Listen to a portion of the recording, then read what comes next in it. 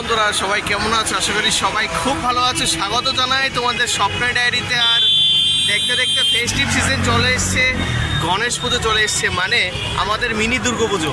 তো চলো এই ব্লগে তোমাদের দেখাবো প্রত্যেক বছরের মতো স্বপ্নের ডায়েরিতে কোথায় কোথায় আগরতলা শহরে কতটুকু সুন্দর করে গণেশ পুজো হচ্ছে। সম্পূর্ণ ব্লগটা আসলে গণেশ চতুর্থীর উপর, সঙ্গে থাকো আর সবটা ব্লগ শেষ পর্যন্ত দেখতে থাকো। তো চলো ব্লগটা সময় নষ্ট না করে শুরু করা যাক। তো সবার প্রথমে শুরু করে দিয়েছিলাম পুজো পরিক্রমা। আর সবার প্রথমে যেখানে আমরা গিয়েছিলাম, দেখো ডেকোরেশনটা রাস্তার কত সুন্দর। তো প্রথমে যেখানে আমরা গিয়ে পৌঁছলাম সেই জায়গাটা হয়েছে দশমীঘাট ক্লাব, যেটা আমরা সবাই। তো সেখানে কিন্তু দেখা যাচ্ছে যে দেখতে পেয়েছে খুব সুন্দর করে কিন্তু প্রতিমা তৈরি করা হয়েছে, খুব কিউট গণপতি রয়েছে এখানে। প্রচণ্ড ক্রাউড ছিল আর দেখো কত সুন্দর লাগছে দেখতে। এখানে সাংস্কৃতিক অনুষ্ঠানও চলছিল এবং এখান থেকে বেরিয়ে আমরা কিন্তু সোজা চলে গিয়েছি যেটা রয়েছে আমাদের এবার কাচের বিশেষ মূর্তি, যেটা রয়েছে কাশীপুর আগরতলায়। এটা সম্ভবত আগরতলার সবচেয়ে বড় পুজো, তো মানে সবচেয়ে উঁচুতে রয়েছে, যেটা ফুটের ভিত্তিতে আর কি। তো সেখানে গিয়ে দেখলাম খুব সুন্দর আয়োজন এবং সাংস্কৃতিক অনুষ্ঠান প্রত্যেকটা জায়গায় চলছে।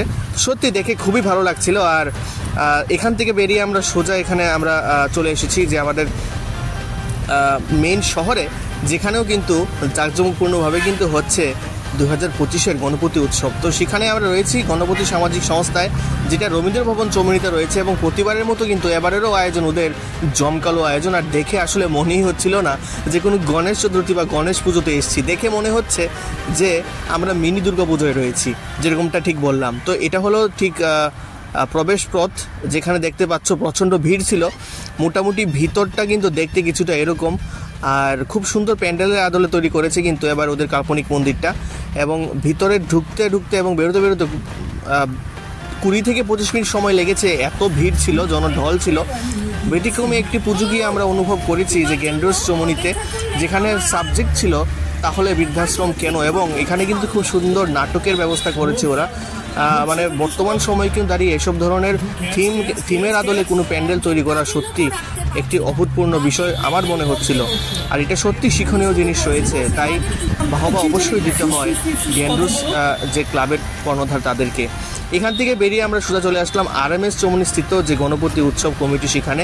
এখানকার পুজোও কিন্তু এবার অনেক বড়ই হয়েছে। গতবার এত বড় হয়নি, কিন্তু এবার কিন্তু তাদের আয়োজনটা বেশ বড়ই ছিল, দেখে অনেক ভালো লাগছিল। তারপর আমরা সোজা এখান থেকে চলে আসলাম ওরিয়েন্ট চৌমুহনীতে, যেখানে প্রত্যেক বছর মতো এবারের আয়োজনও দুর্দান্ত আয়োজন হয়েছে। প্যান্ডেলও খুব সুন্দর হয়েছে এবং বাপ্পার প্রতিমাও কিন্তু খুব সুন্দর হয়েছে। আর এই জায়গাটাতেও এসে দেখলাম জনঢল। তারপর এখান থেকে বেরিয়ে আমরা রামনগর 3-এ চলে গেলাম।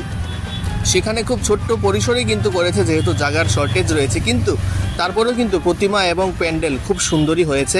মনেই হচ্ছিল না, আর এখানে আমি আর আমার বন্ধু ছিলাম, মনেই হচ্ছিল না যে আয়োজন খুব ছোট। তারপর আমরা চলে আসলাম এখানে TRTC বটতলায়, যেখানে প্রত্যেক বছর মতো এবারের আয়োজনও খুব বিশাল আয়োজন। আর এখানে প্যান্ডেল থেকে শুরু করে প্রতিমা খুবই সুন্দর হয়েছে, দেখতে সত্যি খুবই ভালো লাগছে। আর এখান থেকে বেরিয়ে আমরা কিন্তু সোজা চলে আসলাম যে আমাদের কলেজ লেক, মানে কলেজ টিলা স্থিত যে গণপতি উৎসব কমিটি, সেখানে। এবং এখানের প্রত্যেক বছর মতো এবারও ভালোই লেগেছে দেখে। এবার ক্রাউড অনেক বেড়েছে এখানে, আর অনেক দোকানিরাও এখানে পর্ষা সাজিয়ে বসেছে এবং একধারে চলছিল আবার সাংস্কৃতিক সন্ধ্যাও। এখান থেকে বেরিয়ে আমরা চলে গেলাম মঠ চৌমুহনীতে, মানে মঠ চৌমুহনীর যে রোড রয়েছে সেই রোডে মোটর স্ট্যান্ডের দিকে যেতে পারে। তো এখানকার পুজোটাও কিন্তু খুব ভালোই লেগেছে এবং এখানেও আমরা দেখলাম যে এখানে সাংস্কৃতিক সন্ধ্যা চলছে। তারপরে আমরা চলে আসলাম যোগবিন্দু ক্লাব ভাপানিয়া। প্রত্যেক বছর এখানে কিন্তু গণপতি উৎসব হয়। গত বছর বিশাল একটা প্রতিমা ছিল, তো এবার ছোট্ট পরিসরে করেছে, কিন্তু আয়োজন অনেক বেশি।